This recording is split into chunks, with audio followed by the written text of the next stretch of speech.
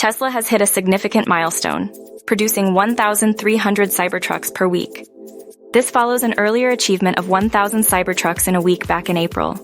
The production ramp-up has been evident at Gigafactory Texas. Elon Musk announced that Tesla will move away from producing Foundation Series Cybertrucks next quarter. This shift means Tesla will stop bundling all options together for the Dual Motor and Cyberbeast models, potentially introducing new trims sooner than expected. Tesla aims to produce 2,500 Cybertrucks per week by the end of the year. This would give them an annual capacity of 125,000 units. The long-term goal is to reach a full capacity of 250,000 Cybertrucks next year. The Foundation Series bundles push the Cybertruck price to $100,000, limiting its market. Moving away from these bundles should reduce the price, with the dual motor model expected to start at $80,000. This could make the Cybertruck more accessible to a broader audience. Tesla's production ramp-up and strategic shifts indicate a promising future for the Cybertruck.